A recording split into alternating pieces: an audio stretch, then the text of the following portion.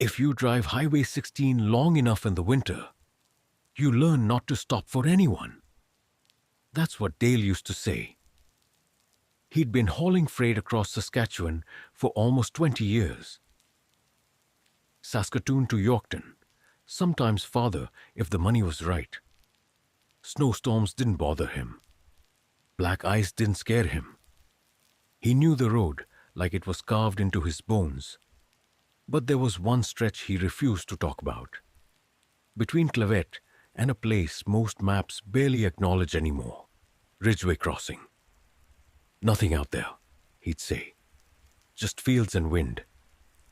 And then he'd change the subject. One night in January, the temperature dropped below -30. The kind of cold that makes your truck groan like it's alive. The kind of cold where the air burns your lungs if you step outside too long. Dale was running late. A storm had rolled in faster than expected. Thick snow, heavy winds, visibility down to almost nothing. The highway blurred into a white tunnel. Even the reflective markers disappeared under the drifting snow. His radio crackled, then died. No signal, no traffic, just him and the road. Around 2:13 a.m., his headlights caught something ahead. A shape, standing on the shoulder. Dale slowed down, squinting through the storm. For a second, he thought it was a signpost. Then it moved. A person. A woman. She stood perfectly still, facing the road, one arm slightly raised. Not waving, just waiting. Dale muttered under his breath. No way. He knew better. Everyone did.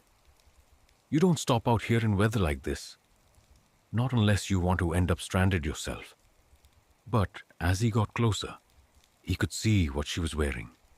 Not winter gear. A thin pale dress, no coat, no boots, bare feet in the snow. That made him hesitate. Nobody could survive that. Not for long. He checked his mirrors. Nothing behind him, nothing ahead. Just that woman, standing alone in the storm. Damn it, he said and eased the truck to a stop. The moment he opened the passenger door, the wind howled inside, carrying a blast of snow and ice. The woman climbed in without a word. She didn't brush the snow off herself, didn't shiver, didn't even seem to breathe hard. She just sat there, hands folded in her lap. Dale shut the door and pulled back onto the highway. For a while, neither of them spoke. Then he glanced over. You okay? She turned her head slowly. Her face was pale. Not just from the cold. Pale in a way that didn't look right, like the color had been drained out of her completely. I missed my ride, she said. Her voice was quiet, flat. Yeah, well, you're lucky I came by, Dale replied. Where you headed? A pause. Just up the road. That's not really an answer. Another pause. Ridgeway. Dale's grip tightened on the wheel. That place is... He stopped himself. There's nothing there. I know, she said. The cab fell silent again. Dale turned up the heater. It didn't help. The temperature inside the truck was dropping. He checked the vents. They were blowing air, but it felt wrong, thin, cold. He glanced at the woman again. Her hair was damp, strands clinging to her face. Melting snow, he thought. But it didn't drip. It just stayed there, like it wasn't melting at all. You sure you're all right? He asked. No answer. She was staring straight ahead now, at the road, at something beyond it. Dale followed her gaze. At first, he didn't see anything. Then the headlights shifted with the curve of the road, and something appeared in the distance. Lights, a cluster of them. Too many to be farmhouses, too close together. Ridgeway Crossing. Dale felt a knot form in his stomach. That can't be right, he muttered. The place had been abandoned for years. There shouldn't be any lights. But there they were. warm yellow glows in the middle of the storm. "You can drop me here," the woman said. "We're not there yet." "Yes, we are." Her voice had changed, still quiet, but heavier somehow, like it was coming from deeper than it should. The truck's radio flickered to life, static, then something underneath it. Whispering, Dale reached to turn it off. The knob wouldn't move. The whispering grew louder. Not one voice, many, all speaking at once. He slammed his hand against the radio. The sound cut out instantly. The cab went dead silent. Too silent. Even the engine noise seemed distant. He looked back at the road. The lights were gone. Just snow. Just darkness. No town. No buildings. Nothing. "What the—" "Stop the truck." The woman's voice was right beside him now. Closer than before. Too close. "I'm not stopping out here," Dale said, trying to keep his voice steady. "You already did." His heart skipped. "What?" "You stopped," she repeated. Dale's hands tightened on the wheel. He looked down. The speedometer read 0. The engine was still running, but the truck wasn't moving.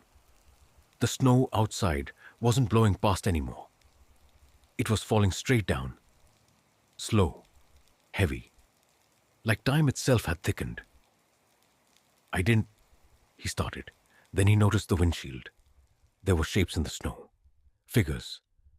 Standing just beyond the reach of the headlights. Dozens of them. Maybe more. All facing the truck. He couldn't see their faces. Just silhouettes. Too still. Too quiet. "Who are they?" he whispered. The woman tilted her head. "My ride," she said. One of the figures stepped forward, then another. They didn't walk. They just appeared closer, the same way snow piles up when you're not looking. Dale reached for the door handle. Locked. He tried the other side. Locked. The locks hadn't clicked. They just were. "You shouldn't have stopped," the woman said. Her voice was no longer flat. There was something else in it now. Something almost pleased. "I was trying to help," Dale said. "I know." She turned to face him fully. Her eyes. There was something wrong with them. Too dark. Too deep. Like looking into a space that didn't end. "We needed you to." The first figure reached the truck. Its hand pressed against the passenger window. Frost spread instantly from the point of contact, crawling across the glass in jagged patterns. Then another hand. Another. Soon the entire side of the truck was covered.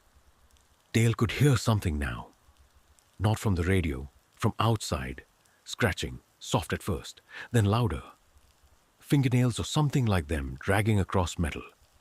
All this time, the woman said softly, no one would stop. The windshield cracked. A thin line at first, then another. And it gets so cold out here. The cracks spread rapidly, branching across the glass like lightning. We were getting tired of waiting. Dale tried to scream, but the sound didn't come out. His breath fogged the air in front of him. Then froze, midair, suspended. The woman leaned closer. Her skin was no longer pale. It was gray, dry, splitting at the edges. "You don't have to drive anymore," she whispered. The windshield shattered inward, not with a crash, but with a soft, brittle sigh. Snow poured into the cab, and with it, hands, too many to count, grabbing, pulling, cold beyond anything he'd ever felt. The last thing Dale saw before everything went dark was the empty highway ahead, and his truck, still parked on the shoulder, engine idling, driver's door closed, no footprints in the snow, no sign anyone had ever stopped there at all. They found the truck 3 days later, still running, tank somehow not empty.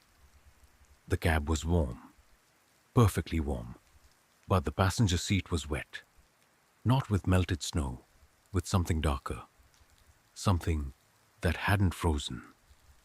They say if you drive that stretch now, during a storm, you might see someone standing on the side of the road, not waving, just waiting. And if you're tired enough, if you're kind enough, you might think about stopping. There's a school outside Martensville that doesn't exist anymore. Dale used to say, not officially. Don't. If you ask anyone about it, they'll tell you it was demolished years ago. Condemned, unsafe, not worth saving. Just another abandoned rural building swallowed up by time and weather. But if you take Township Road 384 late at night, especially in winter, you might see it. Lights on, doors open, waiting. I didn't believe that. Not until I saw it myself. It started with a shortcut. I was heading home from a friend's place in Saskatchewan later than I planned. My phone was at 5%, and I figured I'd shave off 10 minutes by cutting through the grid roads instead of sticking to the highway. Big mistake. The snow had started again, not a full storm, just enough to blur the edges of everything. The road was barely visible, just two faint tracks cutting through open fields. No houses, no traffic, no signal. My GPS froze, then shut off completely. Great, I muttered. I kept driving. A few minutes later, I saw it. A building off to the right side of the road, 2 stories, long, rectangular, a school. Its windows glowed warm yellow against the blue-black night. I slowed down. I knew that area, or at least I thought I did. There wasn't supposed to be anything out there, but the lights were on. And as I got closer, I could see movement inside. Shadows passing by the windows. People, or at least shapes that looked like people. I should have kept driving. Instead, I pulled over.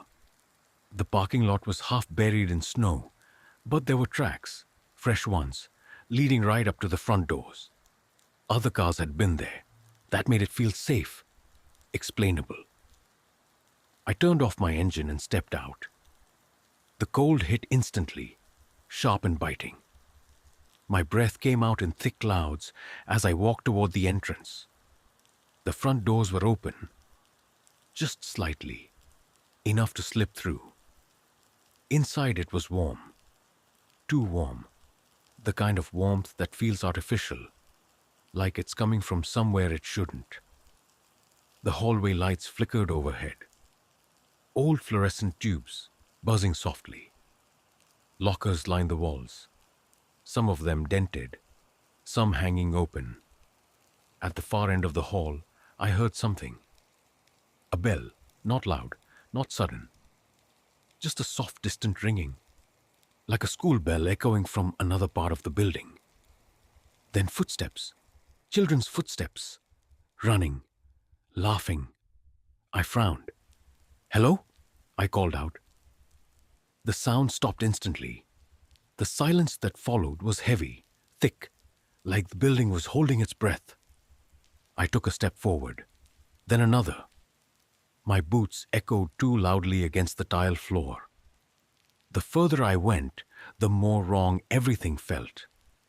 The lockers didn't have names, no posters, no signs. Nothing that said this place was ever used. It looked like a school. But it didn't feel like one. The bell rang again, closer this time. And with it, voices, whispering, layered on top of each other. Too many to make out. I turned toward a classroom door that was slightly ajar. Light spilled out from inside. I pushed it open. Empty. Desks arranged neatly. Chairs tucked in. A chalkboard at the front with something written on it. I stepped closer. The chalk was fresh. The words were uneven, like they'd been written in a hurry. "You're late." I froze. Behind me. A chair scraped across the floor. I spun around. The room was still empty, but one of the desks had moved. Just slightly, pulled out from its place. I backed toward the door. The hallway lights flickered harder now, buzzing louder. The temperature dropped suddenly. My breath fogged again. From somewhere down the hall, the sound of children laughing, not playful, not happy, sharp, mocking. I stepped back into the hallway, and that's when I saw them. At the far end, a group of small figures, standing shoulder to shoulder, perfectly still, facing me. I couldn't see their faces clearly, just dark shapes against the flickering lights. One of them tilted its head, then another, then all of them at once. The whispering started again, louder, closer, coming from everywhere. Late, late, late. The lockers began to rattle, doors slamming open and shut in a chain reaction down the hall. Bang, bang, bang. I turned and ran. The front doors were still open. I could see the snow outside. But the hallway stretched longer, far longer than it should have been. Every step I took, the exit seemed just as far away. Behind me, the footsteps followed, dozens of them, then hundreds, small feet pounding against tile, gaining on me. The bell rang again, right above my head, so loud it made my ears ring. I tripped, hit the floor hard, the air knocked out of me. The footsteps stopped. Silence. Slowly, I pushed myself up and looked back. They were right there, closer than they should have been, closer than possible. Rows of children, all standing perfectly still, all facing me. And now, I could see their faces. Blank, not empty, just unfinished, like someone had started to draw them and then stopped. Eyes without pupils, mouths without openings, skin stretched too smooth. One of them stepped forward. Its voice didn't come from its mouth. It came from everywhere. "You missed class." My heart slammed against my chest. I don't belong here," I stammered. Another step. "You came anyway." The lights went out. Complete darkness. The whispering filled the space around me. "Stay, stay, stay." I scrambled to my feet and ran blindly forward. My hands hit the doors, still open. I threw myself through them and landed face first in the snow. The cold snapped everything back into place. I rolled over, gasping. The building behind me was gone. Just an empty field. No lights, no tracks, no sign anything had ever been there. I stumbled back to my car and drove. Didn't stop. Didn't look back. When I finally got home, my phone buzzed back to life. Battery at 4%. No missed calls. No notifications. Nothing. Except the time. 2:13 a.m. The same time it had been when I first saw the school. It hadn't changed. Not once. I don't take grid roads anymore. Not at night. Not in winter. And if you ever see a building out there, lights on, doors open, looking like a place you remember, but can't quite place, keep driving. Because if you go inside, you won't be leaving early. They don't list whatever's waiting in there on most maps anymore. Already thinks you're late. If you zoom in far enough on satellite view, you'll still see the grid of roads, perfect prairie squares cutting through yellow fields. But the town name itself is gone. The post office closed in 2009. The grain elevator came down a few years later. After that, people stopped coming through unless they had a reason. I had a reason. My uncle left me his house. I hadn't seen him in 15 years. Not since my parents stopped visiting after the incident. Nobody ever explained what that meant. Just that Uncle Ray preferred to be left alone, and Darnell Ridge wasn't the kind of place you stopped at by accident. So in late October, I drove north from Saskatoon, past Martensville and Woman, then farther out where the highway narrows and the sky gets bigger than it should be. Flat land, No trees to block the wind, just endless prairie under a low gray ceiling. The GPS lost signal about 20 minutes before I reached the town. That wasn't unusual. What was unusual was that my radio started picking up something that sounded like breathing. Not static, not music.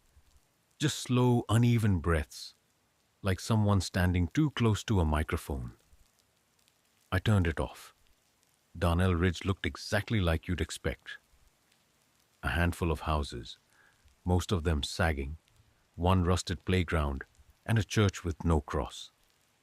My uncle's place sat at the edge of town, facing miles of empty fields. There was no one around. No cars, no people, no movement at all. Even the wind had stopped. Inside the house, everything was preserved, not clean, not abandoned. Just paused. A mug on the table, a coat on the hook, a chair pulled out like someone had just stood up and never came back. There was a smell, though, not rot. Something dry, like old paper or dust that had been sealed away too long. I found a note on the kitchen counter. Don't stay after sunset. That was it. No signature. I almost laughed. It felt like something out of a bad movie. But I'd already driven 3 hours, and the sun was still up. I figured I'd unpack, maybe spend the night, and head back in the morning. That was the plan. Around 6:30, I noticed something strange. The shadows outside weren't moving right. The sun was setting behind the house, but the shadows stretching across the field in front of me were getting longer, toward the sunset, not away from it. I stepped outside to get a better look. The prairie was dead silent. No birds, no insects. Just that same heavy stillness. And then I saw them. Figures. At first I thought they were fence posts or scarecrows. Dark shapes scattered across the field. But there were too many. And they were too evenly spaced, like they were standing in rows, watching the house. I blinked, and for a second they were gone. Then they were closer. Not walking. Just closer. I went back inside and locked the door. That's when the radio turned on by itself. Same sound as before. Breathing. But louder now. Wet. Right behind my ear. I spun around. Nothing there. The radio sat on the counter, its dial slowly turning on its own, like an invisible hand was searching for a station. Between the breaths, I started to hear words. Still. Here. I unplugged it. The breathing didn't stop. It was coming from the hallway now. Slow, patient. I grabbed my keys. I didn't care if it was dark, I was leaving. But when I opened the front door, the field was full. They weren't just shapes anymore. They looked like people. Tall, thin, stretched in ways that didn't make sense. Their arms hung too long, their heads tilted at sharp angles, like broken hinges. And their faces. There were no features, just smooth, pale surfaces, like skin pulled tight over nothing. All of them facing me. None of them moving, except one. It stood closest to the porch, its head slowly straightened. Then it took a step forward. I slammed the door and backed away. The breathing in the hallway got faster. I realized something then. The note didn't say, leave before sunset. It said, don't stay after. Like leaving wouldn't help. Like once the sun went down, it didn't matter where you were. The lights flickered, then went out. The house was completely dark. But outside, the field was glowing faintly, like the sky itself was lighting it from below. I could see the silhouettes through the windows. Closer, pressing against the glass. And behind me. A hand touched my shoulder. I turned slowly. My uncle stood in the hallway, or something that used to be him. He looked wrong, in the same way the others did, taller than I remembered. His face stretched smooth, his features erased, but I could still somehow recognize him. His head tilted. I heard his voice, but his mouth didn't move. You stayed. I couldn't speak. They don't like that. The breathing was everywhere now. Inside the walls, the floor, the air itself. What are they? I finally managed. His head tilted the other way. We are what's left. Something hit the front door. Once, then again. The wood splintered. They came from the fields. He continued calm, like he was explaining the weather. First just at night, then earlier, then always. Another impact. The door cracked down the middle. We tried to leave. The windows began to spiderweb with fractures. But once you've seen them, you don't really leave. The door burst inward. They didn't rush in. They just appeared inside, filling the room without crossing the space between. All of them facing me. My uncle stepped closer. You'll understand soon. His hand reached for my face, cold, dry, too many fingers.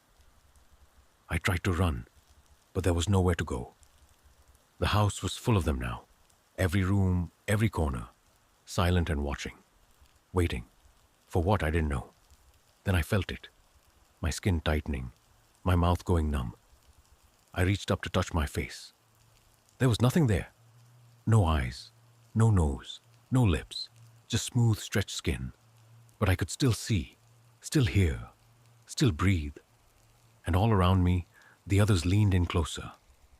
Not threatening, not angry, just welcoming.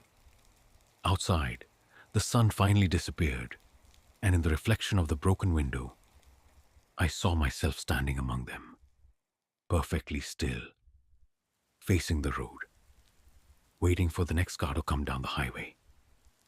If you ever lose signal out here, if your radio starts breathing, don't stop, don't turn around, and whatever you do, don't stay after sunset.